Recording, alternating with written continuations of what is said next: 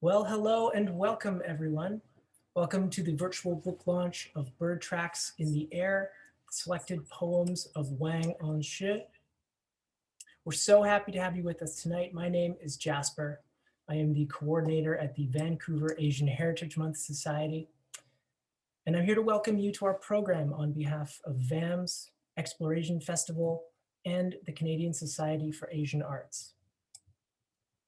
So before we begin, I'd like to take a moment to honor and recognize the original custodians of the land from where I am speaking to you today. Exploration Festival is hosted and largely attended on the traditional, ancestral, and unceded territory of the Musqueam, the Squamish, and the Tsleil-Waututh nations in the city that is colonially known as Vancouver.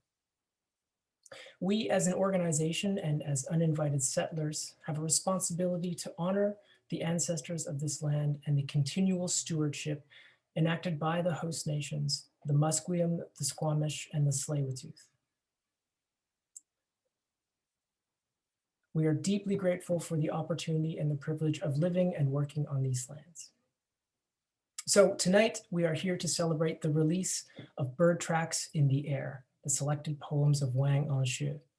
Our program tonight is brought to you by us, the Vancouver Asian Heritage Month Society, the Canadian Society for Asian Arts, and of course, our authors, Jan and Yvonne Walls. We are joined by VAHMS President Leticia Sanchez, CSAA President Margot Palmer, and of course, the Walls. We will be hearing from each of them in a moment, but before we do that, I'd like to go over a bit of housekeeping with everyone. Please note that we are recording the evening for archival purposes. We also have closed captioning enabled to make this event as accessible as possible for folks who have difficulty hearing. We invite you to engage with us through the chat. If you have questions or comments, please drop them in the chat and I will pass them along to Jan and Yvonne, who have set some time aside at the end of the presentation for Q&A. At that point, if you prefer to ask your question in person, please raise your hand or indicate so in the chat, and I will enable your microphone so you can speak to Jan and Yvonne directly. And if at any point you have any need for assistance with the technology, you can message me directly in the chat and I will do my best to assist you. Okay, so now the housekeeping is out of the way. I would like to invite Leticia Sanchez to take it from here. Leticia is the president of VAHMS and has been an active board member since 2015. She holds a Master's of Education from Anáhuac University in Mexico City. She is a museum gallery administrator, curator, producer of art exhibitions and community projects. Leticia sits on the board of directors at Heritage Vancouver Society, is a board member at the BC Museums Association, and is a founding member of the recently established Asian Canadian National Network in Montreal, Quebec. So Leticia, welcome, please take it away.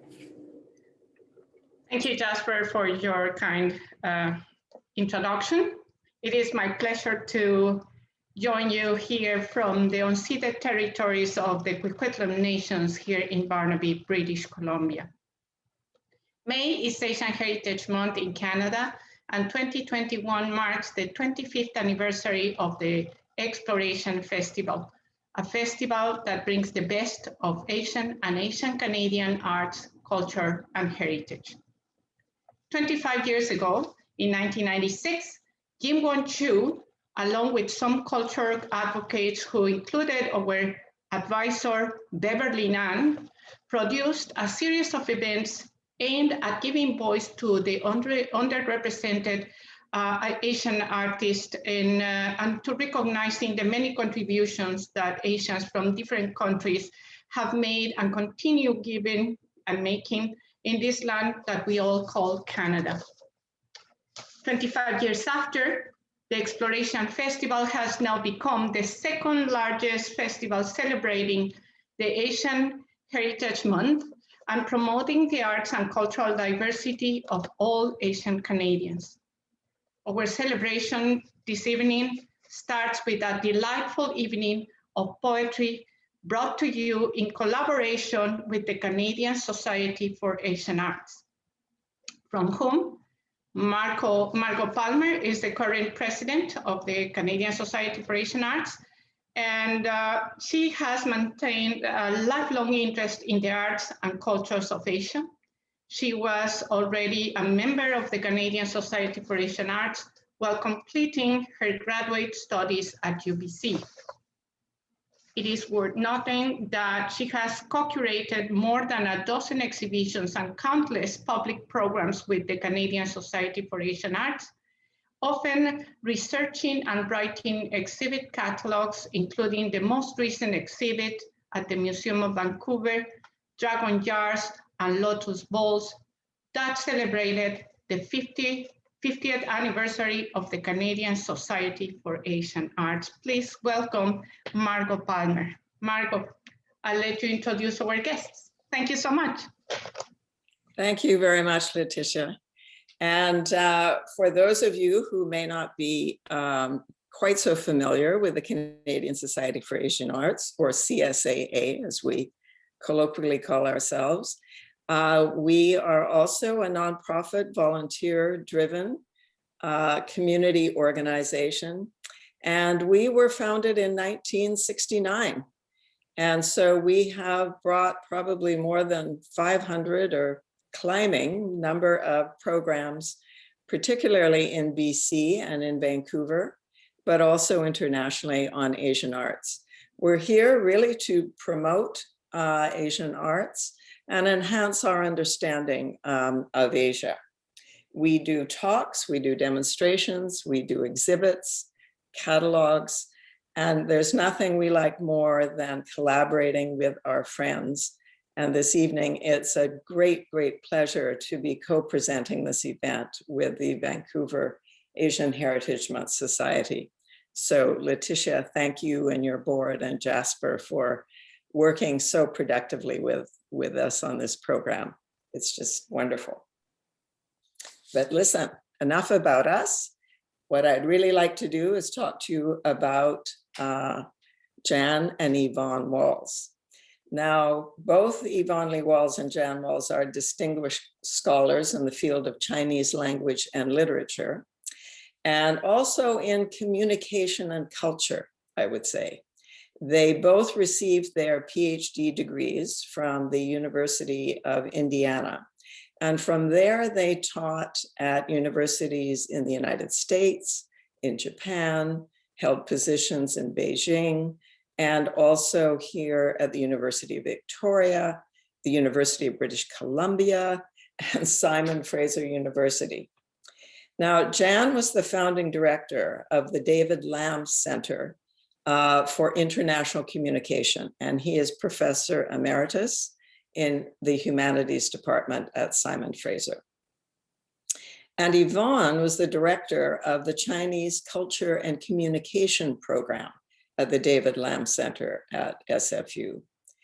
So their educational positions and accomplishments could, trust me on this, fill a book. And I really want to focus, though, on their role and interest in cultural communication. They have written and translated extensively, both individually and jointly, many, many publications, including English translations of Chinese poetry and literature, on traditional tales, on folklore, on paintings by Chinese masters, on classical Chinese myths, and on cross-cultural perspectives.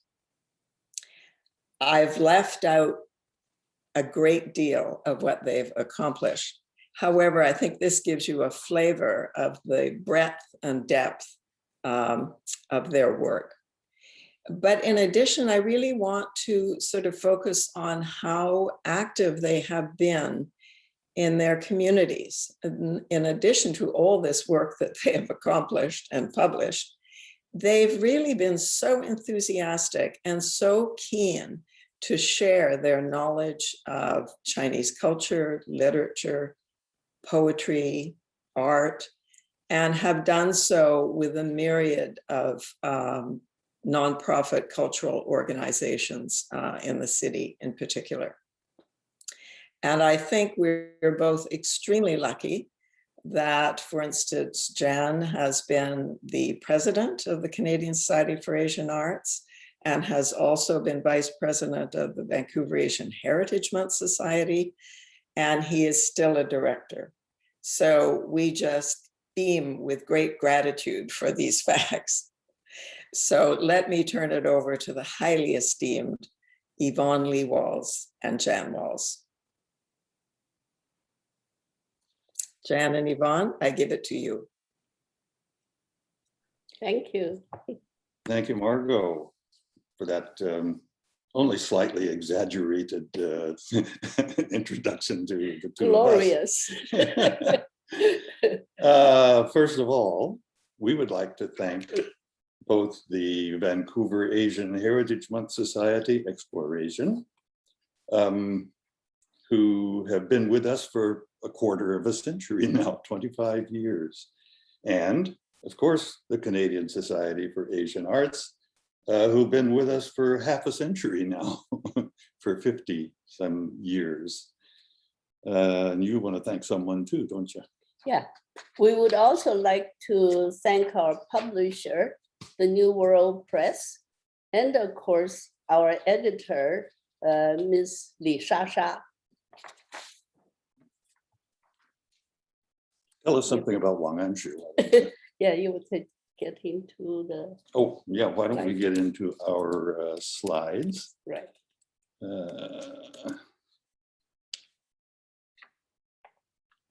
Share, present.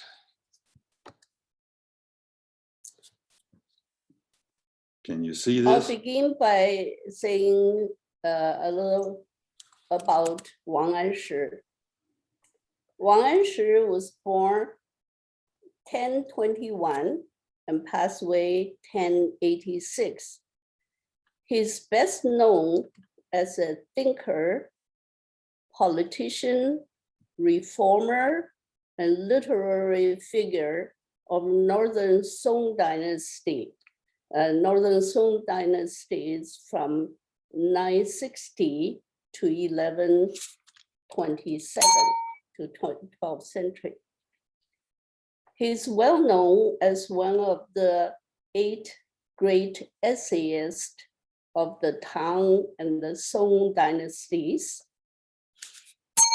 He was also an exceptional poet, but this is not so well known to all the Chinese. It could be that his political career has overshadowed him as a poet. When he was 21 years old, he was awarded the Advanced Scholar degree. It's called 进士 in Chinese, through the official examination system, which is very much like the civil service examination. So after getting the degree, he started his official positions. Although he was invited to serve in the capital city at that time is today's Kaifeng city in Henan, not in Beijing.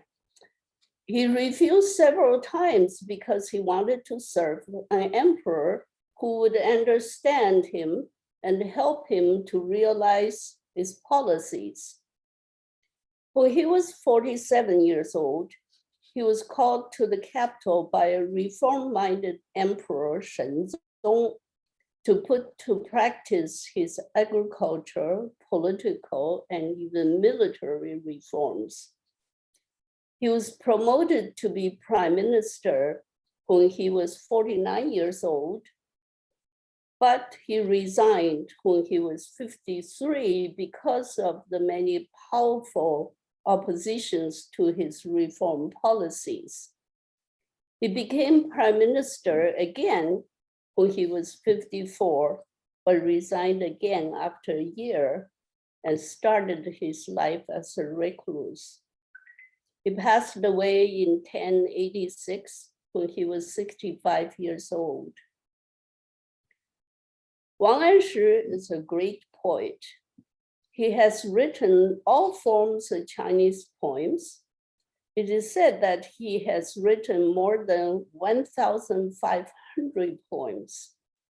For our book, we have selected 130 of them, which of course is not even 1/10 of all his poems. Yeah, so here we are. So here we are, and please relax. We're not going to make you listen to 130 translations of Wang Anshi's poems this evening. For purposes of this presentation, we're dividing Wang's poems into 8 groups, okay, as we do in the book. Not according to the poet's age or his stages in his career, but rather according to what we call 8 levels of awareness. The first of which is level 1, commemorating occasions, joyful and sorrowful, the joys of reunion, the sorrows of separation and parting. These are the most common occasions for all Chinese poetry, as almost all Chinese poetry was written to commemorate an occasion or an event or a celebration worth commemorating. The first in this, and we have 2 short poems for you here to illustrate this level 1, commemorating occasions, joyful and sorrowful. The first is called New Year's Day. First in Chinese, 元日，爆竹声中一岁除，东风送暖入苏苏。千门万户曈曈日，争插新桃换旧符。New Year's Day, a whole year blown away by the firecrackers' boom. A spring breeze brings warmth into fresh wine. Sunshine glows on the gates of thousands of homes as people take down old door charms and put up the new. If anybody who knows any poems about Wang Anshi, it would be this one, right? Because it is a celebratory poem, and it happens every year, of course, for Chinese. We know that the Chinese firecrackers during New Year is to scare away the old demons and ghosts and to chase them away. And of course, changing into the new door charms is another habit to well in the new year and take away the old year, whatever happened last year. And if we know anything at all about Wang Anshi's ambitions as a politician, as a prime minister, we know that he wanted to tear down the old the old strips, which would be the system, the social system, which allowed for so much injustice and suffering, unnecessary suffering in society, and put up the new. He called his new system the Xinfa, the new policies, right? So this is symbolic as well as for his personal visions and his personal views, as well as representative for Chinese tradition, which is still upheld even today. Chinese New Year, you hear the same firecrackers, you see the same red slogans on the door with auspicious sayings, looking forward to an auspicious new year. Anything else to add on that? It's fine, next one. Next one is called On the Yangtze. 江上江水漾西风，江花托晚红。离情背横笛，吹过乱山东。On the Yangtze, river waters shiver in the west wind. River blossoms shed their late red. Separation sorrow is blown from a flute. over the jumbled hills of the east. This, of course, is a very sad, sorrowful poem because it talks about the separation. Separation is a very painful thing. Of course, we know the Chinese bamboo flute, when it plays some songs, it could be very sorrowful. So here, the flute is playing a very sorrowful tune for the separation, feels the separation. And also we notice the river waters and the shed. The water in shed makes one think of the tears of separation. So although only 4 lines makes us feel all the sadness of separation. Mhm.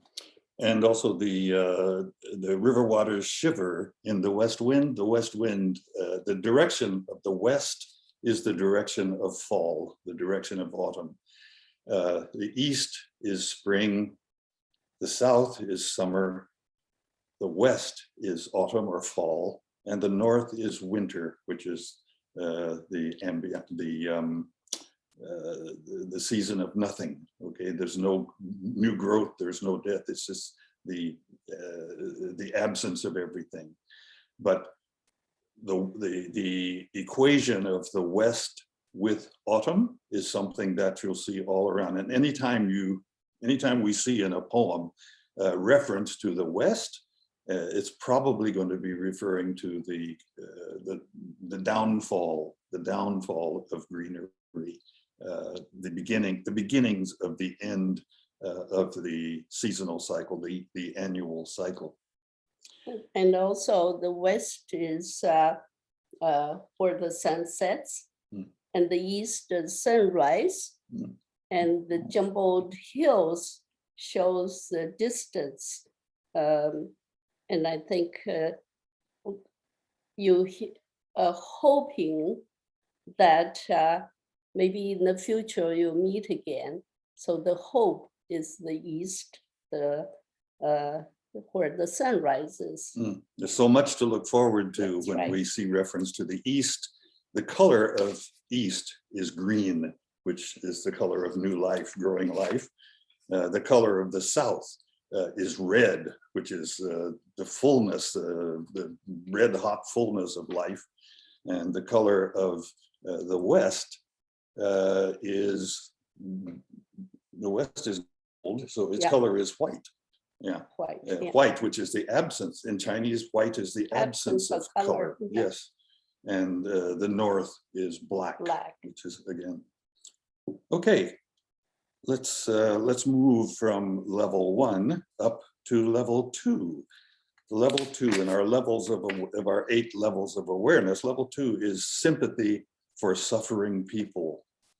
The core of Confucianist benevolence, what the Chinese call ren, which starts as sympathy, but eventually turns into righteousness when awareness grows of the widespread abuse of power.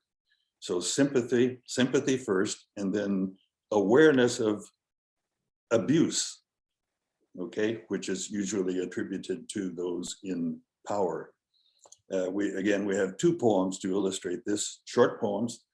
And the first one, on setting a fish free. 放鱼，捉于浅水中，投至最深处，当属脱煎熬，悄然涌而去。其物良跑者，可使弓必住，物我皆为苦，舍至凝淡如。On setting a fish free.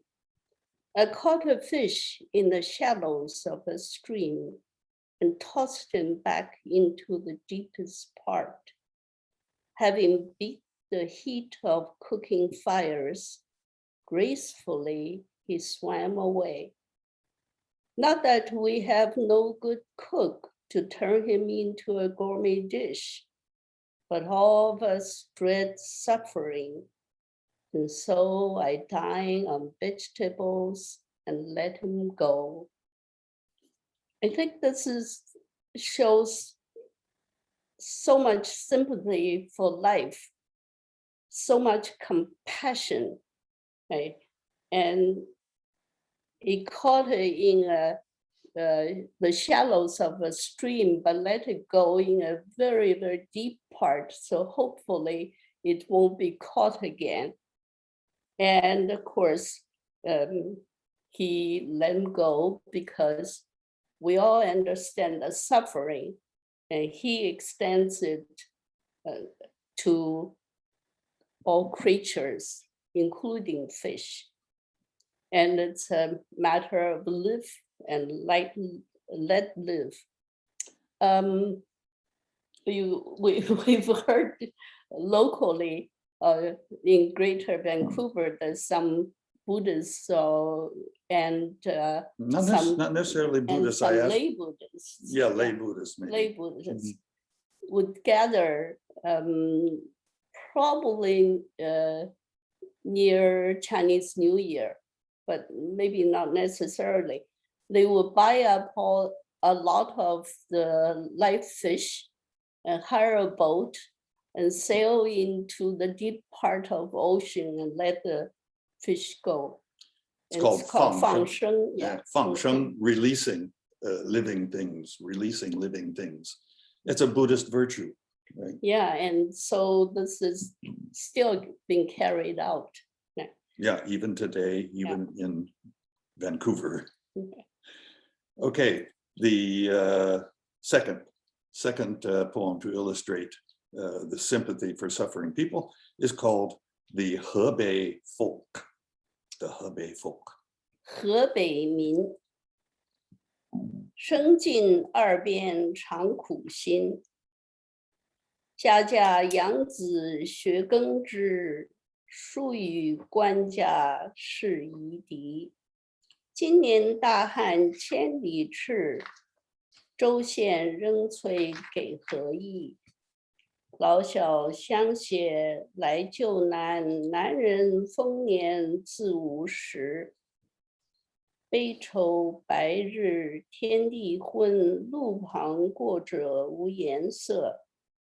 汝生不及贞观中，斗粟树前无冰容。 Oh, the Hebei folk.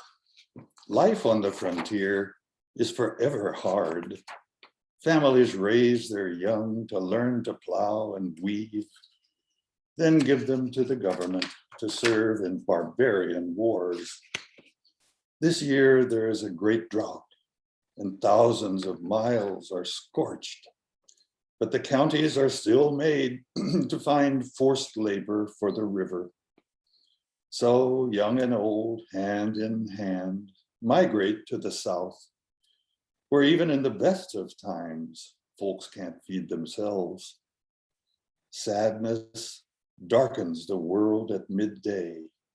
Passers-by along the road are gaunt. Better to have lived in high Tang times, when a few coins could buy a bushel of rice and there were no wars.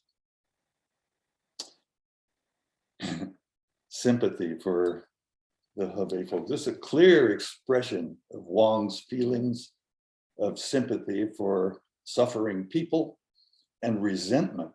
Resentment, you can feel it toward the government who breaks up families to fight barbarian wars or to perform labor for the imperial projects and that sort of thing. Very clearly, both sympathy and resentment. Yeah. Nothing to add, Yvonne? I think that at the time, there were plenty of wars during Beisong. Yeah. So we move then up to level 3 from the sympathy for suffering people. Level 3, which we call resentment against vulgar powers who cause the suffering of the poor. Strength of feeling leads to resentment and cynicism, which gives rise to indignation at the abuse of power, which in turn engenders the ambition to reform. He would institutionalize fairness and encourage benevolence. We just have one poem to illustrate this. It's a powerful one called A Countryside Stroll. 郊行，柔上采尽绿阴稀，芦柏残成蜜减肥。遥向村家问风俗，如何勤苦上胸肌。Countryside stroll. Tender mulberry leaves picked so clean, green and shade are sparse, while silkworms in reed beds grow fat inside cocoons. I chat with a villager about local lore and why, after all their hard work, they are starving as before. Very obviously, he feels extremely sorrowful the people who work so hard and still starving. Of course, we know the mulberry leaves are being picked and the trees were bare, and these were all for feeding the silkworms to be fattened and then sold and then pay taxes. So this is something that he feels painful inside him for these hardworking country folks. And you can see how this would motivate him to make changes in the system, which would allow these hardworking people to take part in the enjoyment of the harvests that they work so hard to produce.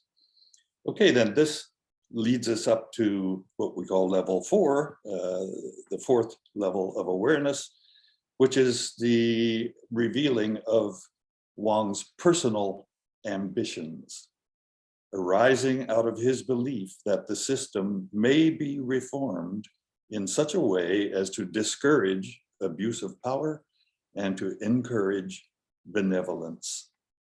The first, there are 2 in this, we're using 2 in this category.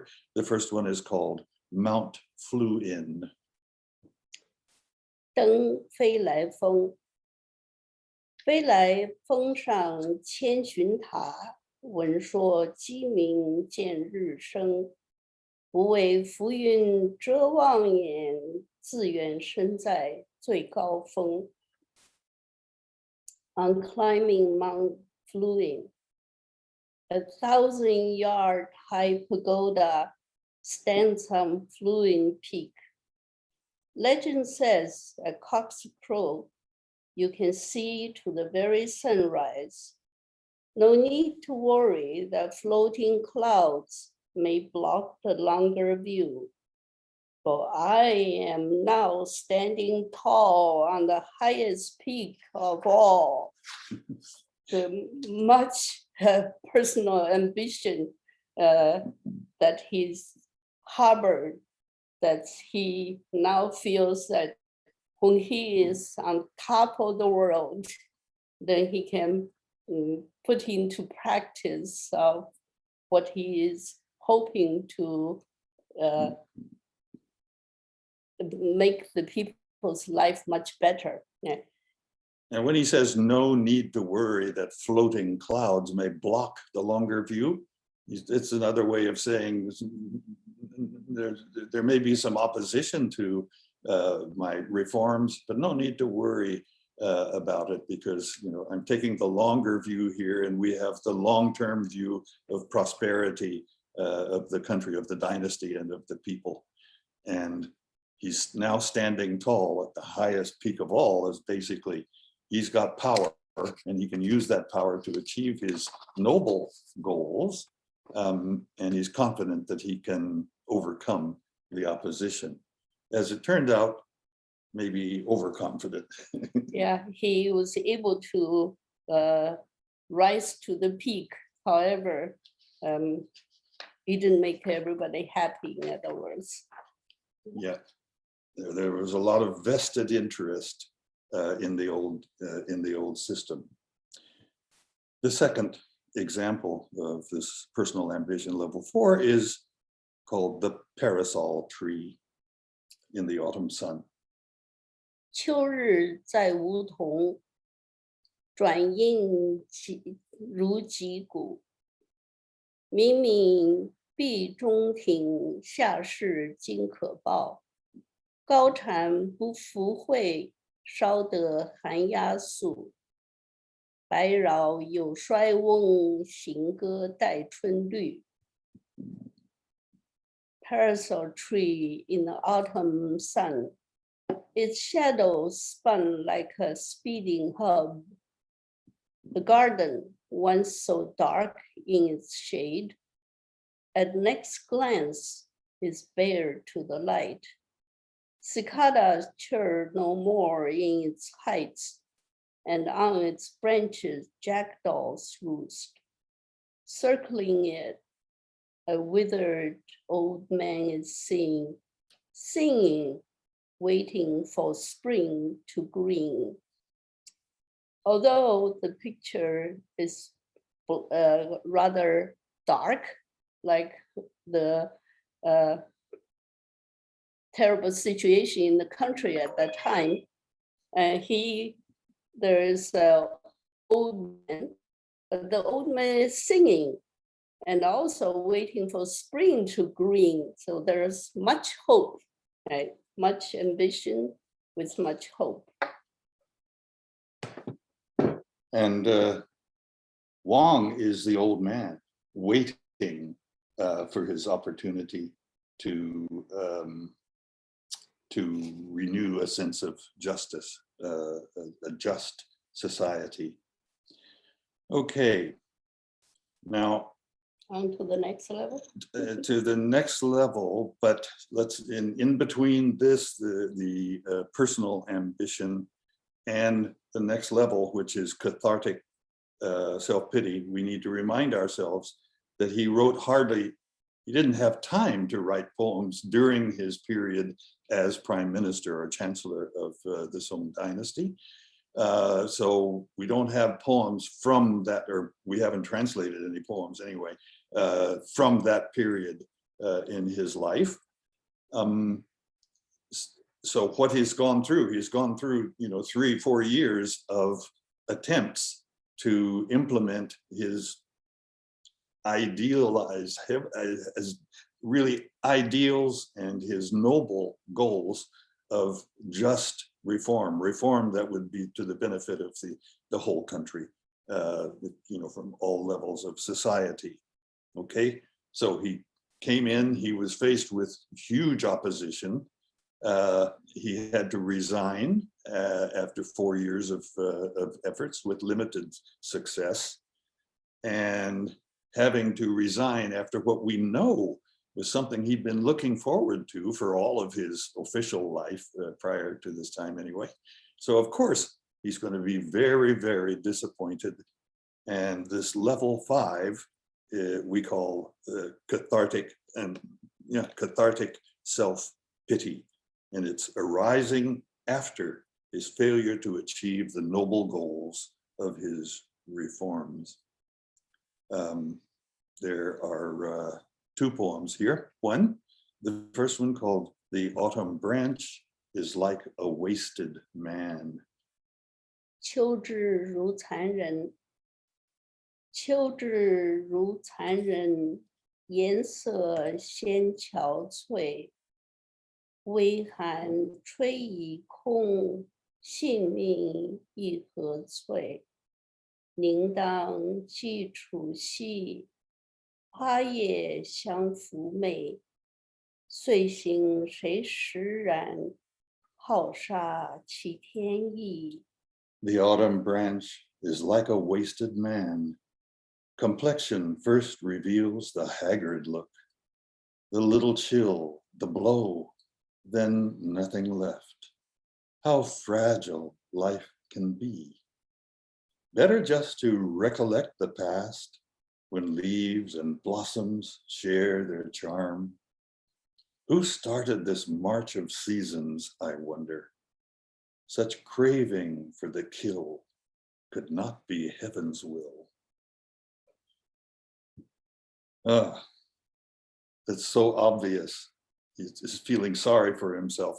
And this, we call this cathartic self-pity, because expressing it, his disappointment and his self-pity through poetry, which is a powerful medium of expression, not only in China, I think, and probably in any language culture, a powerful medium of expression. This is a very powerful way of expressing his disappointment at his failure to implement his nobly conceived reforms.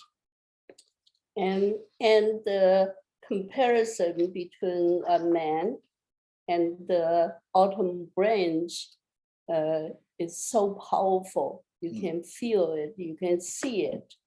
And of course, he talks about fragile life, right? Makes you feel that life is short, life is fragile. It's all very sad. And this craving for the kill could not be heaven's will. Heaven is nature, right? So he's saying that all of the hurt that has been caused by the rejection of his nobly conceived reforms cannot be heaven's will. He's sure that heaven is on his side. The second, illustrating this level of awareness that is cathartic self-pity, the second poem is called Once Again. 重江，重江白发傍墙阴，沉寂茫然不可寻。花鸟总至春繁漫，人间独自有伤心。Again, I come again with my white hair to the shady side of the wall.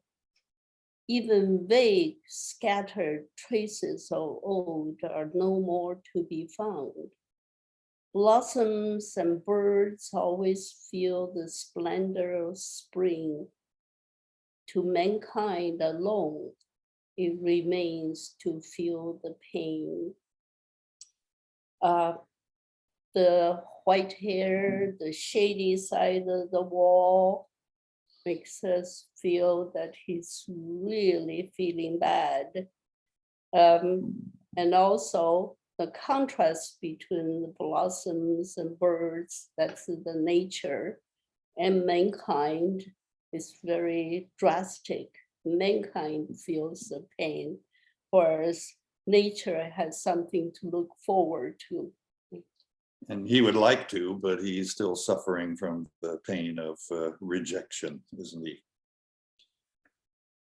Okay, this then brings us to level 6, the 6th level of awareness, and we call this mystical awareness and appreciation of non-ambition and non-assertion as nature's ideal state.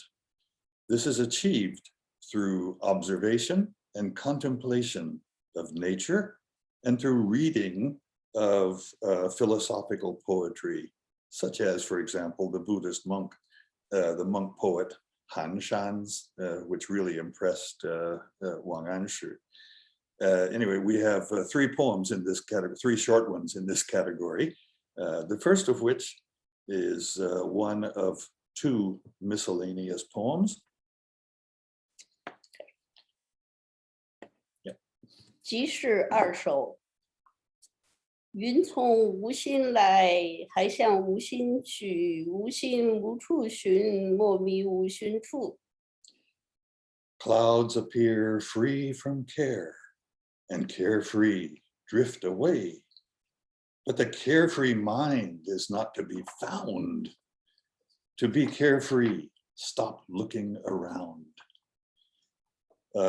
This poem gives us advice that is going to come from someone who's pretty seriously into Buddhism, to Buddhist philosophy. The carefree mind, that is a mind that is at peace with itself, at ease with itself, at ease with the highs and the lows, the comings and goings of life.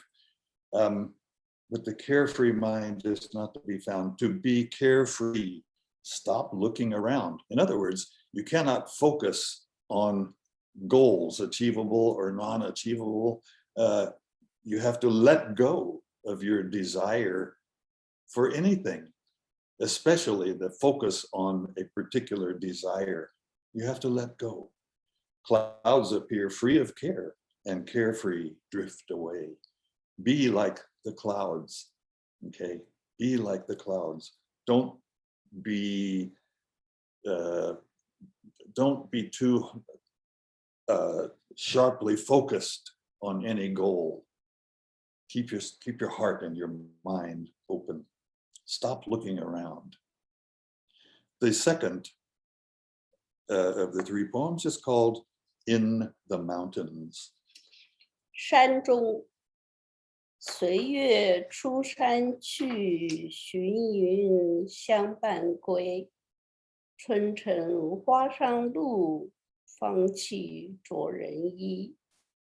In the mountains, I follow the moon up into the mountains, search for clouds to join me going home. A spring morning, dew on flower petals, the fragrance clings to my gown. In the short 4 lines, he shows us that he is one with nature. He follows the moon like following a leader. He's searching for clouds as his companion, as his friend. And then in the spring, when the flowers are blooming, he brings home with him the fragrance of the flowers. So she shows he's really with nature and him is one. Yeah, we also see here his feeling that truth is nature. Nature is truth. Nature is, the supreme law, if you will, the supreme law. And to be able to enjoy it, to be able to lose yourself in it, and to come home with the fragrance of fragrance of flower petals from which the dewdrops cling to the gown, is just it's a beautiful way of celebrating nature as a source of pleasure. Okay. The third, final one of level 6 is called At Leisure. 身闲，身闲一晚时，岁宴既成新。人自朝便服，无放乐曲屈躬。睡舍虽不去，梦回已无凭。寄与林中客，私产并无能。At leisure. It's good to breakfast late when you have the time. Late in life, one needn't rise with the sun. Others may tease me that my belly sags, but I'm just glad I can still bend my arms. Though I can't get rid of the snake of sleep, I'm never bothered by the viper of dreams. Tell the dwellers in the woods what I say. Think Zen. and you'll keep sickness away. He can also be rather humorous in where he says, well, others tease my belly sagging, but I come here, I can still bend my arms. This is quite humorous. And then, of course, when you have the time, when you're retired, you can take life easy. You can sleep late, you can eat late if you want, and you can sleep and dream, right? And so it's a Zenish kind of life. And here he makes a slight transition from practicing and illustrating the Buddhist and Taoist ways of thinking and feeling about the world to an active promotion, a verbalized promotion. Tell the dwellers in the woods what I say. Think Zen and you'll keep sickness away. Okay, so the way to health is by taking the advice that we get from the Zen masters, and that is, don't get caught up in the pursuit of things which are ultimately you'll find it's an illusory pursuit. And take it easy while you can. Take it easy while you can, that's right. Yeah. So we move then to level 7, the 7th of the 8 levels of enlightenment. And this one we call awareness that even the distinctions between illusion and reality are false distinctions. Reality, or truth, is something that cannot be defined in words because it is not a thing, but is a process that is always in flux. Even the distinction between the me and the not me, or the I and the not I. Reality is an indivisible whole. We have 2 short poems to illustrate this level of awareness, if you will. The first one, a conversation with Geng Tianzhi. 与耿天志绘画，邯郸40余年梦，相对黄粱欲熟时。万事只如空鸟寄，怪君强记尚能追。A conversation with Geng Tianzhi. 40 years spent in a nap time dream. You wake up and find the millet not quite cooked. The myriad affairs of life are bird tracks in the air. I'm amazed you still recall and can recount them all. Of course, this is a very important point for us because that's where the title of our book is from. We chose this to be the title of our book in Chinese, 空鸟记, in English, bird tracks in the air. Right? The reality of life is nothing but bird tracks in the air. Because it's not the realities of life is not a concrete thing. Yeah. Yeah, it's a process. And we shouldn't treat these so-called realities as anything but processes. Yeah, so seriously. Yeah. The 40 years spent in a nap time dream is a Chinese tale, Chinese story, where a poor scholar one time is cooking food, cooking millet, and he fell asleep. And in his sleep, he lived all his life from birth to death, experienced everything. And then when he woke up, the millet is not cooked yet. So his life in dream is nothing but a dream, so to speak. Right? So that reminds us of an American story about Rip Van Winkle, which is just the opposite. It's just the opposite, yes. Rip Van Winkle fell asleep, and when he woke up, 20 years had passed, and everything had changed. So different dreams. And what's important there was that when he fell asleep, it was the revolution. When he woke up, the revolution's over. So And he enjoyed the sleep. and the US was an independent. That's right. US nation. became independent, Mm. right? So the bird tracks in the air is very telling about some of his philosophy, in other words. And I wish we had more time. There's the subject of the dream, not just in Wang Anshi's poetry, in many of his That's poems, another topic. but that's a whole nother huge topic, a huge lecture topic. Yeah. The dream to the Chinese, in the Chinese tradition, occurs as the hun. You have two souls. One is an ethereal soul and the other is a physical soul.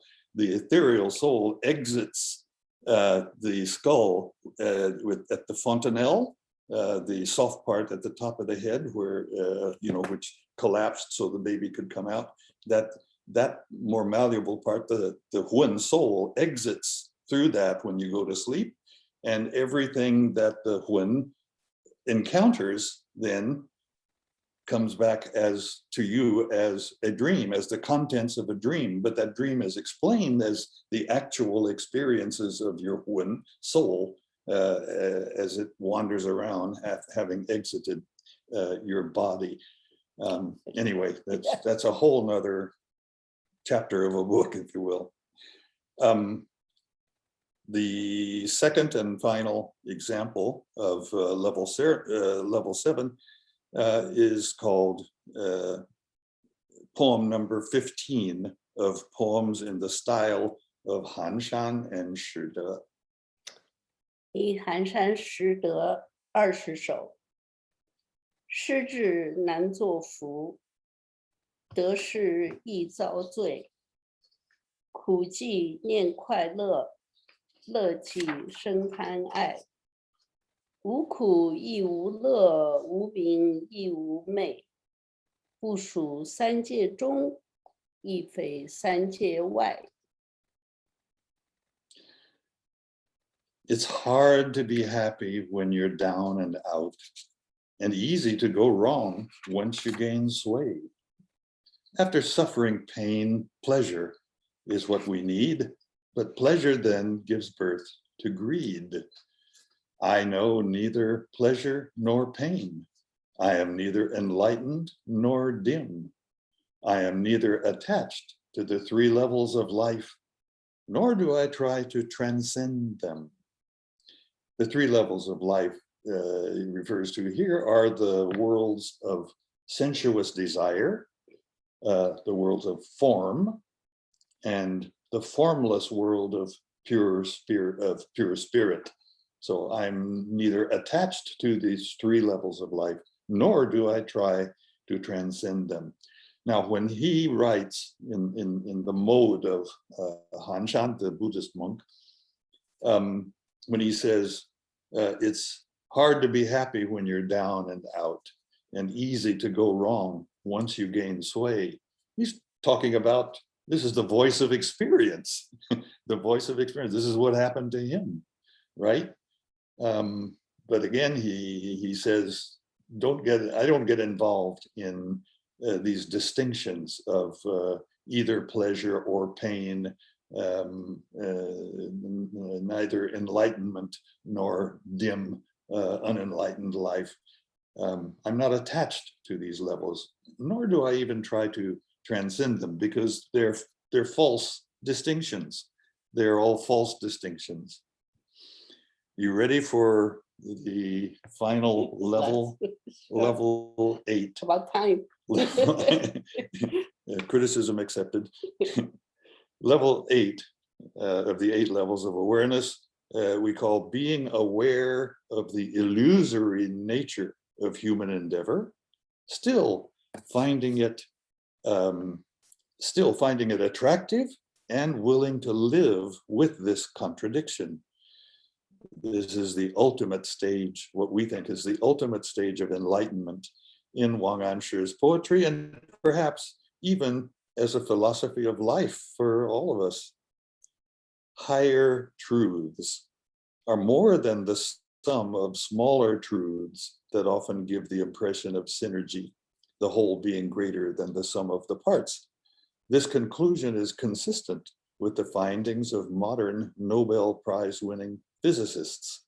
And we have two poems to illustrate this level 8, supreme level. First one is called Staff in Hand. 杖里，杖里水水转东冈，兴罢还来复一床。遥解是非时如梦，故知余兮未全忘。Staff in hand. Staff in hand, I follow the river around East Ridge. When the fun is done, I come home and head straight to bed. But the pros and cons and kings and tyrants still invade my dreams. And let me know what ways long said are not forgotten yet. After all, he's human, right?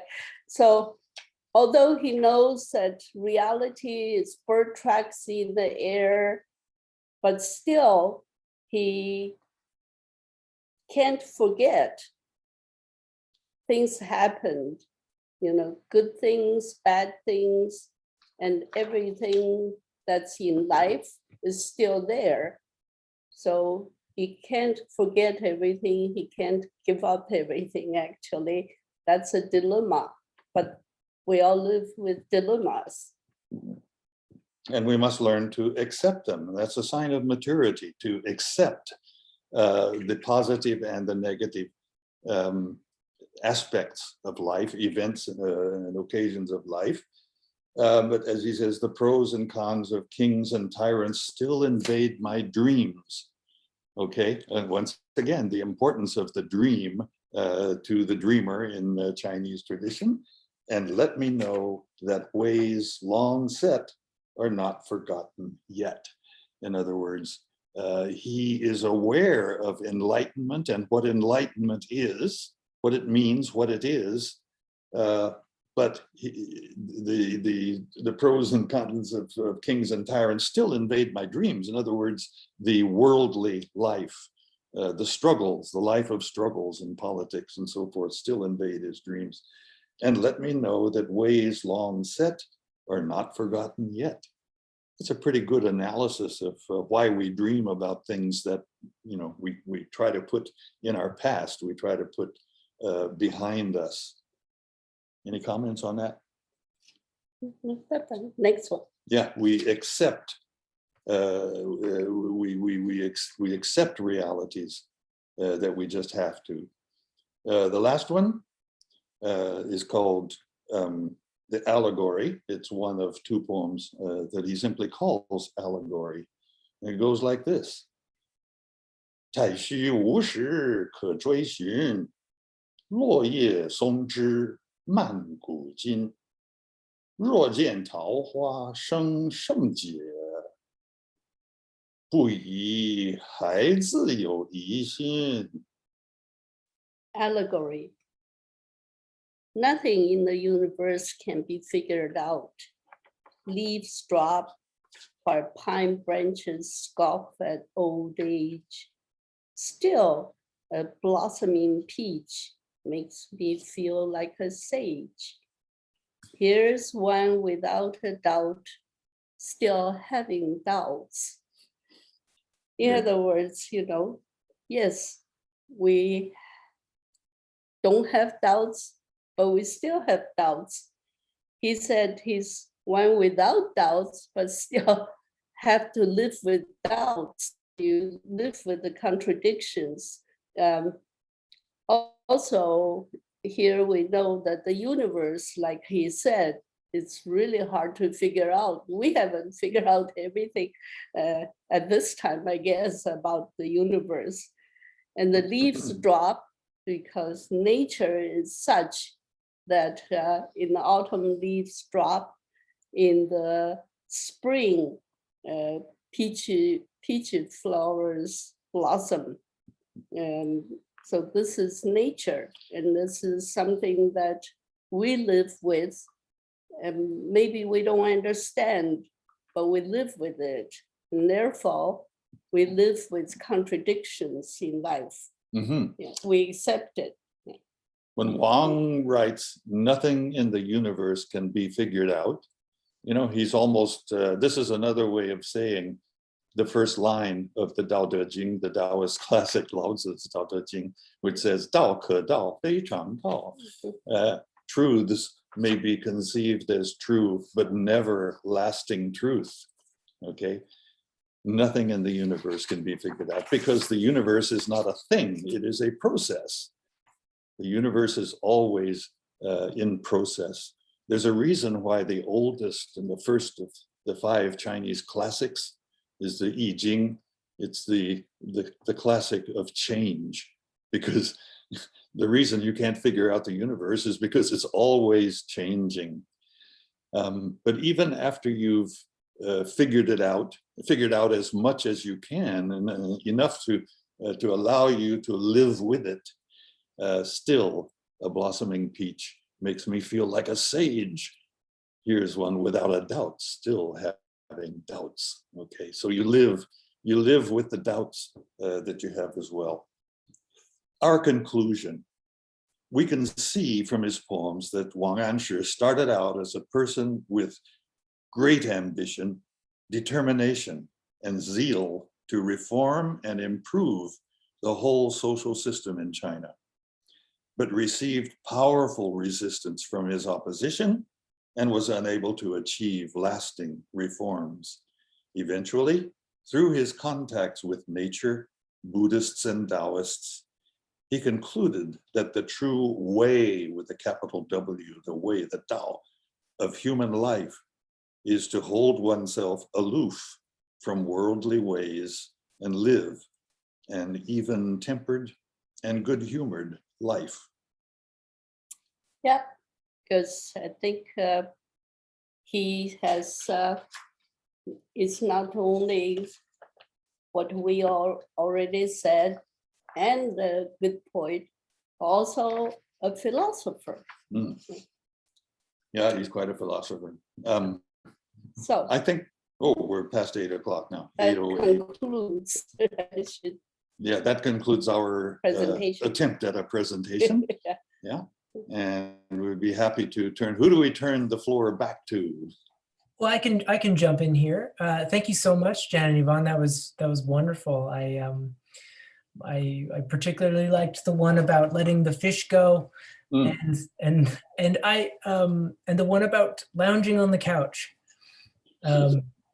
We have a few comments and questions. So at this point, I would like to invite everyone in the audience. If you have a question, there is a question and answer portal, or you can also raise your hand. If you move your mouse to the bottom of your screen, you should see a little hand there. So feel free to click on that.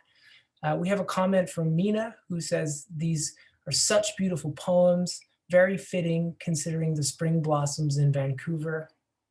It would be nice to hold a reading of these poems at the Dr. Sun Yat-sen Classical Chinese Garden on a day like today. Thank you, Jan and Yvonne, and I must agree. Thank you for your comment, Mina. We also have 2 questions from Jimmy Yan, a VAHMS director. So the first question, my question to both professors is, how did they translate Chinese "si" from "she" differently, so that readers can read the lines in English translation and tell the original poem's style? So Jan and Yvonne, if I mispronounce those 2 characters, if you click on the Q&A button at the bottom, Jimmy was kind enough to actually write the characters in so you could see for yourself. Taking a look at it.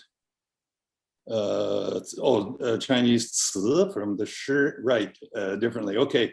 Okay, yeah. You can tell even in translation Yeah, the two difference different styles. between a 词 and a 诗, because another word for 词, by the way, means the lyrics to songs. Originally it was lyrics to songs. Now we don't seem to have the songs left. We or don't, the music we don't left, have the yeah. tunes But- left, but the Chinese learned from Iranian song and dance performers in the Tang Dynasty in Chang'an, which was the imperial capital, but it was also a center of It's a culture. Xi'an now, yeah. Yeah, what is today Xi'an. So they learned these from these Iranian geishas. Actually, what we learn now are geisha, but these were singer dancer performers. Another word for the 词 lyrics, another word in Chinese for that is 长短句, long short sentences. So you can immediately tell the difference between a 词 and a 诗 poem, because a 词 lyric will have uneven, almost all, not all, but almost all of them will have uneven length lines. Some lines will be longer than the others, which And often it's longer than 4 lines at least. Oh, Some yeah. poems can be long, but short ones are 4 lines. Yeah. And a 诗 is the 诗 poems will be either 4 lines, 8 lines, 12 lines, or then if it's an old 7. style poem, it could be, almost any 6 lines, any number of lines. But the lines will all be the same length. And when we translate these, we will translate, for example, a 五言诗, a 5-character per line poem. We will translate it into 5 English beats per line. If possible, I insist, there's always a way. right? There's always a way. So this is the difference. The difference is it's lyric will have a mixture of longer and shorter lines. A 诗 will have lines always the same length, and we translate the 5 characters into 5 what we call pentametric, pentameter style poems. I hope that answers your question. Great. You can see that Jimmy also has a follow-up question. There were 8 great prose masters of the Tang and Song dynasties. Why Wang Anshi? Why Wang Anshi? Because he was one of the, everyone agrees that he, together with Ouyang Xiu, Su Dongpo, and Liu Zongyuan in the Tang Dynasty, and so on, everyone agrees that they are the greatest prose masters of these periods. In Chinese, his prose are not very popular, not as popular as others. However, if you look in his collection, half the book are his essays. Many of his essays were written for, let's say, official purposes or proposals to the government and so on. Therefore, it's not as popular as some of the Su Shi or Su Zhe ones. Yeah. Also, a lot of his essays, his prose, are compositions, are letters. Yes. Letters written to family, friends, colleagues. But he's a great writer. Yeah, he's unquestionably one of the 8 great essayists of the Tang and Song. That's not our invention. That's everybody in Chinese literary history knows Tang Song Ba Da Jia, the Tang and Song periods, 8 great writers. That reminds me, I should say one more thing, just for the interest, that Chinese historians feel that Wang Anshi is the one who proclaimed in a way that Du Fu or Tu Fu is the greatest poet in China. Even today, we feel that Du Fu, well, some feel Li Bo, but most people feel Du Fu was the greatest poem. He's the one who promoted that. You want me to address some of these, some of the other questions and comments? Yeah, go right Yeah. ahead. Okay, Mina, you mentioned her before. Does that mean that before the Tang Dynasty, there were no ci in China? I think these were introduced during the Tang Dynasty, as I said, in Chang'an, or today's Xi'an. Yeah, in the pleasure houses. I know a little bit about the Tang Dynasty pleasure houses because I wrote my PhD dissertation on the Tang Dynasty poetess Yu Xuanji, who began life as an entertainer in a pleasure house in Chang'an, the capital, Xi'an. So it was the ci were introduced during the Tang Dynasty. But prior to the Tang Dynasty, they certainly did have songs, okay? They had songs. In fact, one of the 5 classics, the Wu Jing, you know, with the classic of change and the book of documents and so on, was the Shi Jing, which is the classic of poetry or the classic of verse or song. All of these started out as folk songs. And the rulers during the Zhou dynasty had collectors go out and collect songs, folk songs, and these were sung. We know these were sung. Mostly they had parallel lines of equal length, but you can find a few even there that had some uneven lines in them. They're just more prolific and more popular during the Song Dynasty. Yep. Much like when we talk about poetry, we talk about Tang, because that's the most prosperous time. Doesn't mean any other time that people don't write poetry. Yeah. Even nowadays, people write classical poems. Yeah, the all peak, classical ci. right. Yeah. The peak period, the golden age of Shi poetry was the Tang Dynasty. The golden age of ci, lyrics, song lyrics, was the Song Dynasty. Lam Wang Next question. has a question. Did Wang ever practice meditation? If so, who was his spiritual master? Thanks. I can offer nothing that would justify my receiving your thanks. Not that we know specifically. We know that he practiced meditation.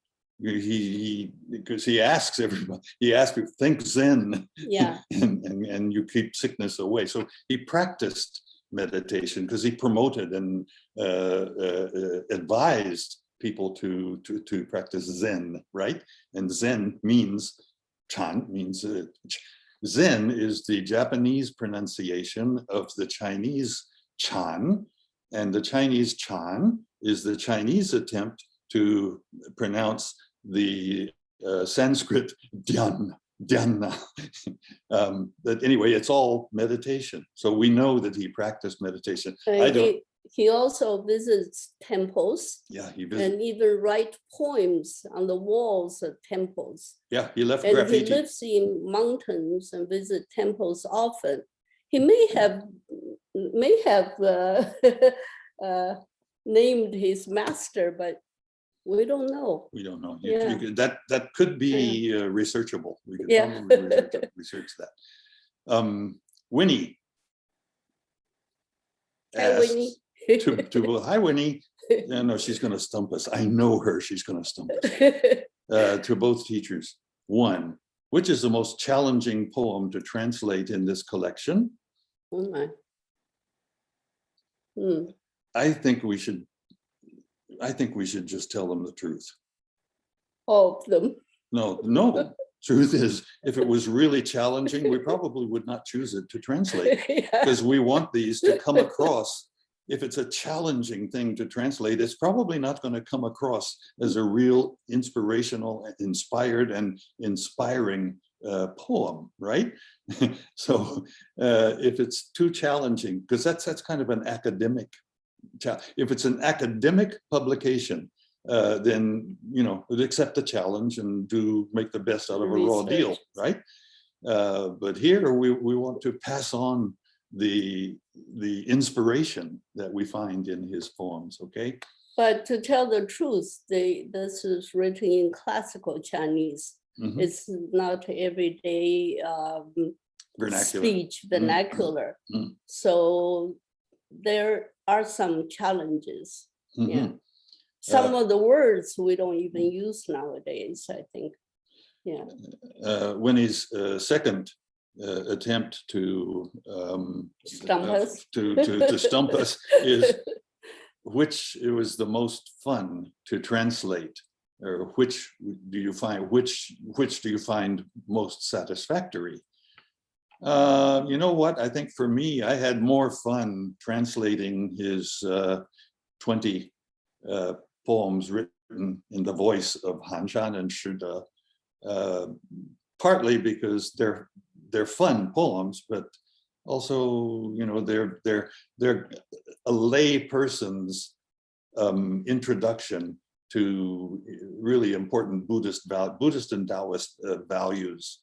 So for me, those were the most fun to translate. For me, it's others. As you may have noticed that some of the poems that Jian had to read, both in Chinese and English, alternately, he was reading all those more philosophical or Zenish type. Zenish? Yeah. So. Few folks have been wondering in the chat if you could talk a bit about the illustrations and the artist who provided those. You want to talk about that? The illustrator was chosen by the publisher, particularly our editor, Li Shasha. She is not a artist that we know of. Actually, Not a famous artist. Not a famous artist. The famous, well, since she's not here, so we can talk about this. The famous artists that we would, both the editor and us would like is called Lao Shu. That's his pen name, meaning old tree. He paints the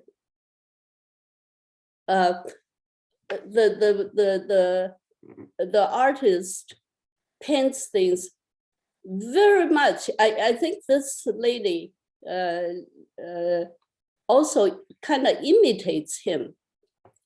But we wanted him to be the illustrator, but he's a very famous, very busy, and he's in his old age. So he said he's busy, he couldn't do it, but we could use any of his paintings, but none of his painting, well, I mean, not all his paintings suit the poems. Therefore, Li Shasha chose, I think she screened many of them and chose her. So every time she paints one, our editor would send the painting to us. Then we would check whether what she has painted suits the poem. So it's been back and forth many times. Yeah. Sometimes it's content, sometimes the color, sometimes it's shading. So it took a long time. Yeah. Yeah, and it wasn't even our idea to have paintings to accompany each of the poems. That suggestion was made by the editor, Li Shasha, and paid for by Li Shasha, the editor. Paid for by the publisher. Yeah, the publisher. And also we must remember that when we talk about Chinese paintings, we're usually referring to inspired renderings of a scene, whether it's a landscape or a portrait even.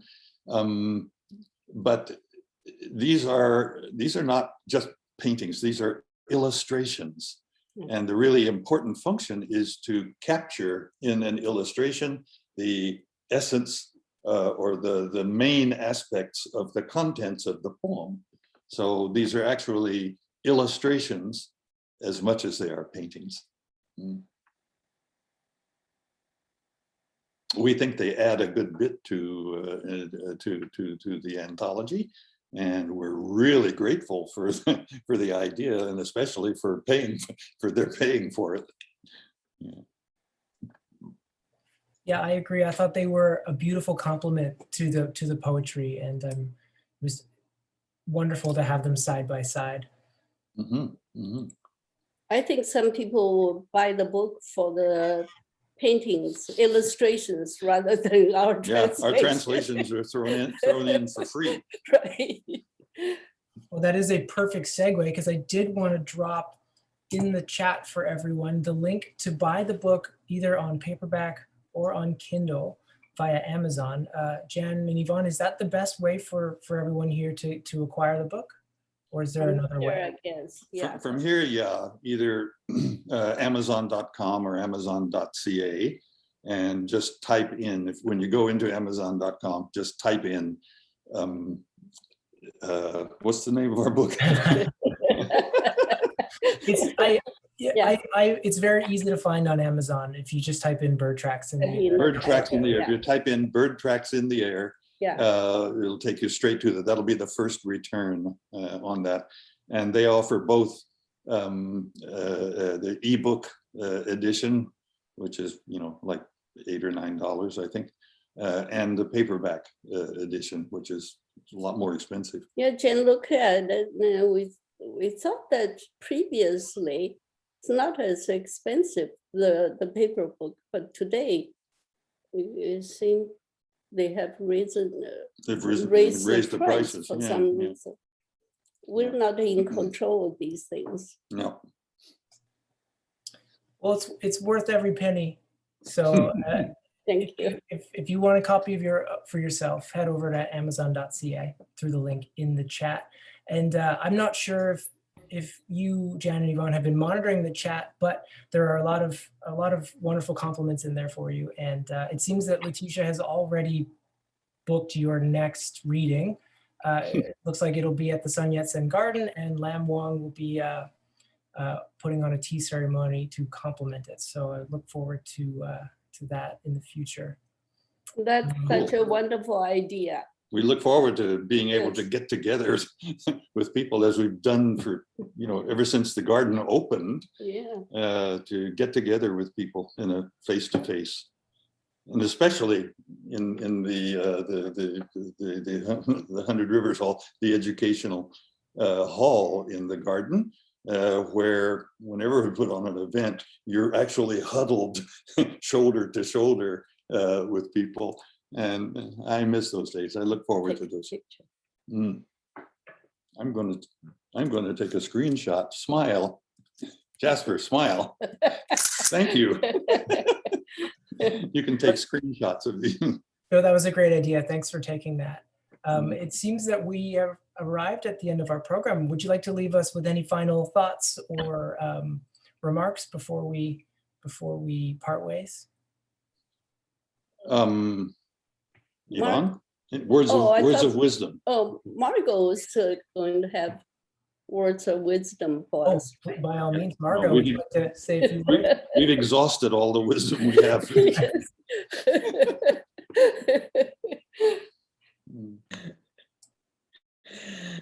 Well, thank you. I join with the many rich commentaries in the chat of all those that have really appreciated this program. And it really is, reminds, I think, all of us how powerful it is to have poetry read. And in this instance, in both languages, just added so much to the richness. Hearing the poetry, but also your discourse around it and the meaning and also the context of Wang's life and so on, which was not an easy one. All that was very illuminating, and I appreciated your selection of putting forward his creativity from the position of what I read in your text about him being a three teachings disciple Exactly. of Confucianism, Taoism, and Chan Buddhism. And the poem certainly illuminated that. Personally, in the text, I was very much drawn, and I was so happy when you read, I think it was poem number 117, where there's this allusion to the yellow millet dream, where a scholar spends their whole life in a dream, only to wake up to discover that the yellow millet on the stove isn't yet fully cooked. And there are lots of ways to think about that saying. One perspective that sort of came to me at the time is that I suppose we conclude that nothing in life is ever, in fact, fully cooked. But that observation notwithstanding, I suggest that your translations and your presentation was most excellently fully cooked. So thank you very much. And I just, with everyone, I think just have such gratitude for the work you do to bring, you know, this literature in translation to a much wider public. It just is so very valuable and so very pleasurable. So we're richer for your labors. And all I can say is, please don't stop now. I hope you have yet more poetry translations starting to resonate. So we look forward to that. In the meantime, I have my bird tracks with the wonderful pine tree on the cover, which is a truly wonderful book. So I would say, on behalf of the Canadian Society for Asian Arts, thank you everyone for attending, for coming, and for all the comments, which are terrific. I love listening to the questions. And really great thanks to Letitia Sanchez as the president of Vancouver Asian Heritage Month for us being able to work so with such collegiality to bring these kinds of programs forward. And I really have to thank Jasper Sloan, for his patience and his humor in being very well grounded in the virtual world to make sure we actually brought this to you trouble-free. And also for his great good humor in gathering us all together, because as you might have suspected, we're a bit like herding cats. And I thank you for your work, Jasper. It's just terrific. So I say over to you, Letitia. Thank you. Thank you, Margot. Thank you, Yvonne, Jan, Jasper. It's such a pleasure to have wonderful friends and so many comments, so many friends of you, Jan and Yvonne and Margot, joining us today. Lam and Mina want to have this event at the garden, and I will make sure that you are safe, that we can gather together and we can have this event together. On behalf of the Board of Trustees at the Vancouver Asian Heritage Month Society, I want to thank you all for being with us today. It was a marvelous philosophical talk and conversation and poetry, and it's so needed at these times in isolation, when sometimes we don't feel disheartened, but these kind of events give us the pleasure of taking fresh air and breathe. So thank you very much. And to the audience, thank you. And don't forget to join us. Asian Heritage Month is starting with Yvonne and Jan and Margot, and we will keep rolling. Thank you very much. Yes, indeed. To everybody, because it's virtual, we couldn't see you. So maybe there's an occasion we can see all of you. We'll look forward to that. Thanks again, Me too. Jasper, for your. Thank you, Jasper. Oh, it's my pleasure. Thank you both for a lovely evening of poetry and art. And as I think Lam said it very well in the chat. Hold on, let me just scroll up here.